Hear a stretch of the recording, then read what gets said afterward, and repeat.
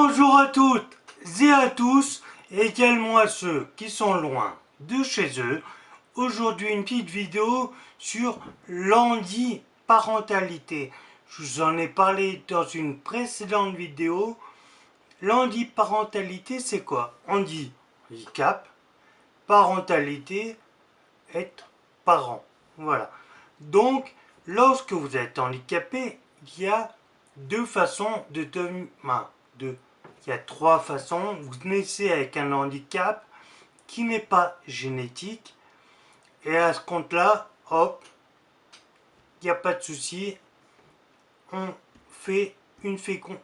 Vous pouvez soit procréer de façon normale, in vivo, papa non maman, on y va, on est heureux. Ou si vous avez un souci, une procréation médicalement assistée, PMA. Ensuite, vous avez eu un accident. Et là, vous vous retrouvez dans le monde du handicap. Une jambe en moins, un bras en moins, vous êtes devenu déficient visuel, non-voyant. Anciennement, on disait aveugle, mais maintenant, on police tout. Non-voyant, vous êtes à mobilité réduite, vous êtes devenu malentendant, déficient auditif, hop. Donc là, in vivo, si vous avez du mal, toujours pareil, procréation médicalement assistée. Et puis, si, comme moi, bon, moi j'ai pas voulu avoir d'enfant, ça c'est différent, c'est un choix, tout le monde fait ce qu'il veut. On n'oblige personne à devenir parent ou pas parent. Donc, si vous êtes atteint d'une maladie génétique, comme je vous l'ai dit dans une ancienne vidéo, donc, hop, je vous mettrai un petit lien par là ou par là, on verra.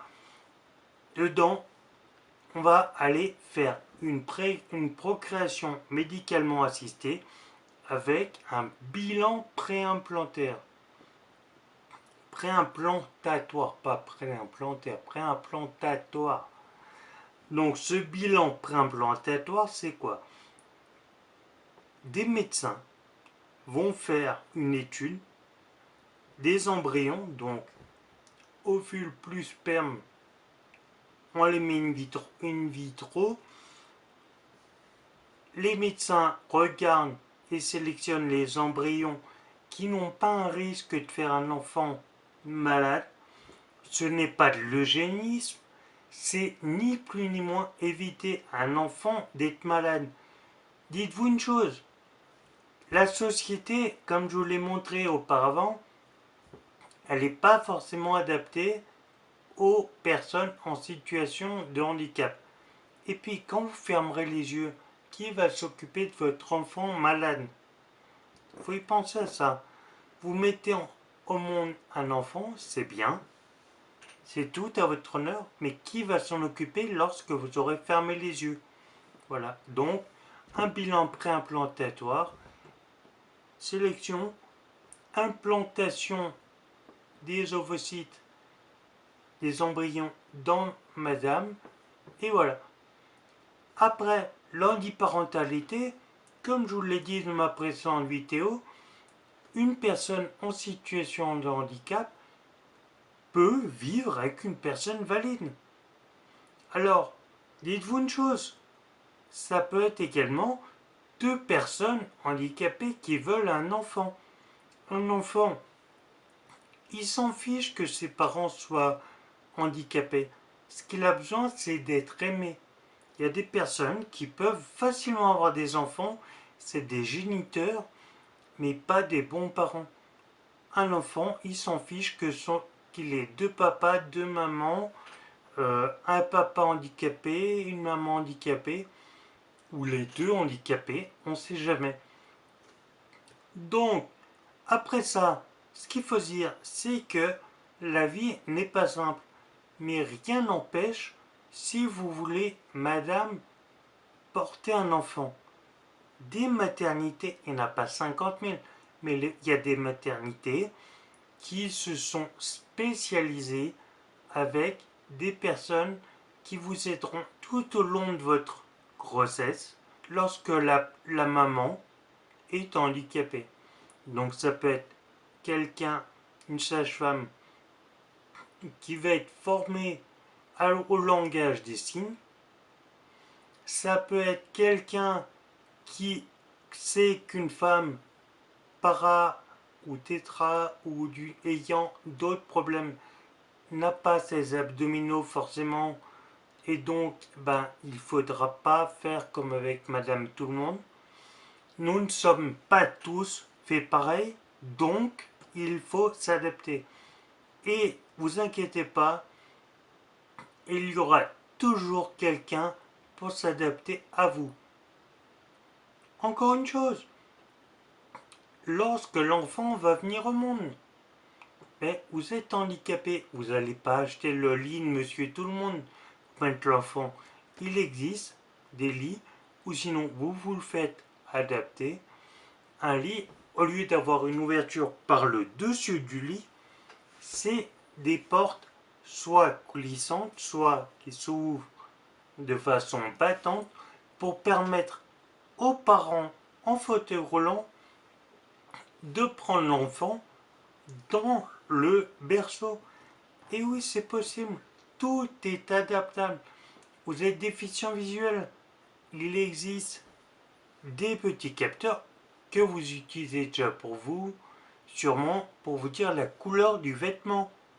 Et vous pourrez faire pareil pour la couleur du vêtement de bébé. Il existe des thermomètres qui parlent, donc qui vont vous dire la température de l'enfant. Il y a des adaptations de votre logement grâce à la domotique.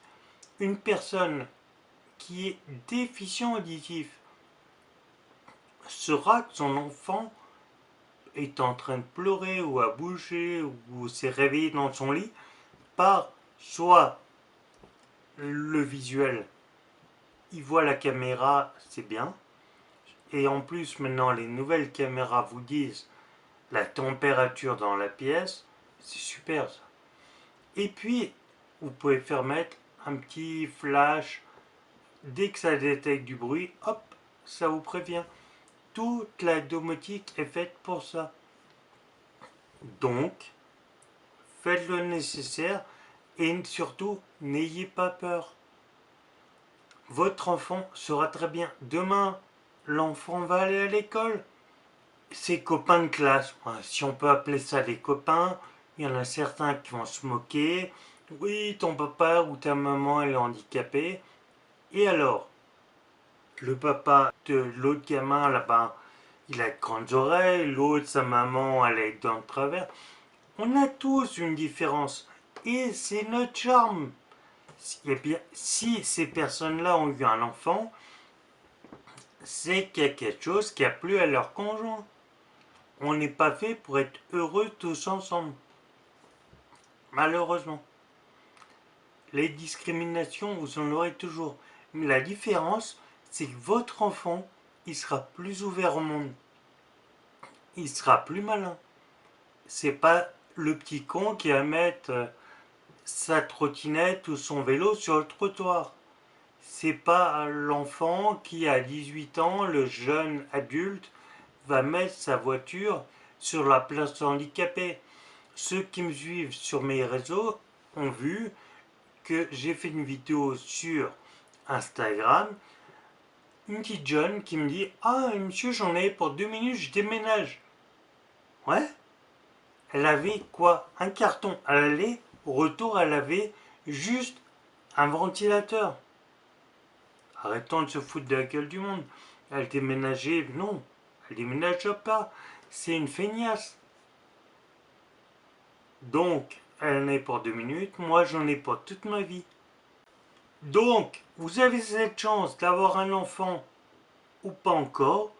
Vous êtes en situation de handicap ou vous avez un conjoint, une copine qui est en situation de handicap. Si vous avez envie de devenir parent, eh c'est possible. Moi, je connais des gens qui étaient valides, qui sont devenus parents. Suite à un accident, ils sont invalides et c'est de très bons parents. Je connais des couples valides, on dit valide, monsieur handicapé, madame handicapée, valide, on s'en fout. Tout ce qu'a besoin votre enfant, c'est d'amour, de l'attention, que vous en occupez. L'éducation, c'est vous, l'instruction, c'est l'école.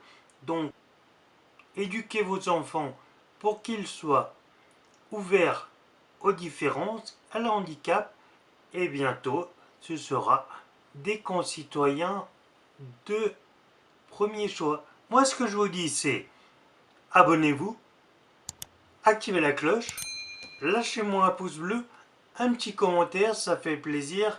Et puis, à bientôt pour une prochaine vidéo.